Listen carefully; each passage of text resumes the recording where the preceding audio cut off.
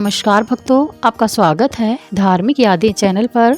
इस साल 12 नवंबर बुधवार को काल भैरव जयंती मनाई जाएगी।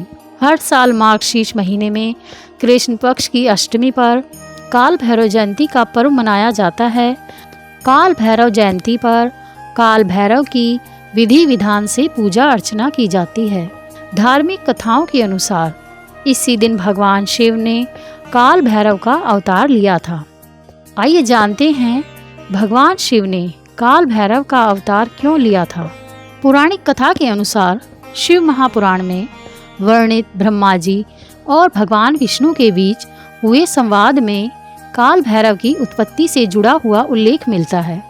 एक बार भगवान विष्णु ने ब्रह्मा जी से पूछा कि इस ब्रह्मांड का श्रेष्ठतम रचनाकार कौन है।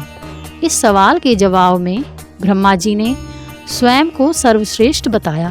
ब्रह्मा जी का उत्तर सुनने के बाद भगवान विष्णु उनके शब्दों में सम्माहित अहंकार और अति आत्मविश्वास से क्रोधित हो गए और तब भगवान विष्णु और ब्रह्मा जी ने मिलकर चारों वेदों के पास अपने सवाल का उत्तर लेकर गए। सबसे पहले वे ऋग्वेद के पास पहुँचे।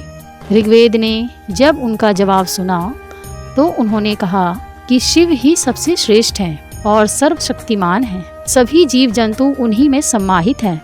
जब ये सवाल यजुर्वेद से पूछा गया तो उन्होंने उत्तर दिया, यज्ञों के द्वारा हम जिसे पूजते हैं वही सबसे श्रेष्ठ है और वो शिव के अलावा कोई नहीं हो सकता। ब्रह्मा जी का अहंकार शांत नहीं हुआ। ये सुनकर वे भगवान शिव को भला बुरा कहने लगे और उनके जवाबों पर जोर जोर से हंसने लगे। इतने में ही वहाँ दिव्य प्रकाश के रूप में महादेव आ पहुँचे। भगवान शिव को देखकर ब्रह्मा का 5वां सिर क्रोध की अग्नि में जलने लगा। तब उसी समय भगवान शिव ने अपने अवतार की रचना की और उसे काल नाम देकर कहा कि ये काल यानी मृत्यु का राजा है।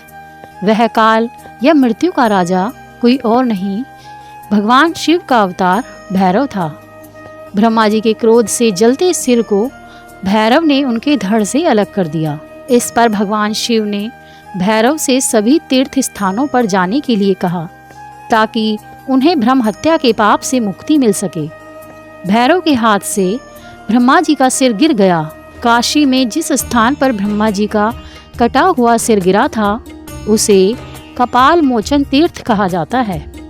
उस दिन से लेकर अब तक काल भैरव स्थायी रूप से काशी में ही निवास करते हैं। ऐसा माना जाता है जो भी व्यक्ति काशी यात्रा के लिए जाता है वो वहाँ रहता है, उसे कपाल मोचन तीर्थ अवश्य करना चाहिए।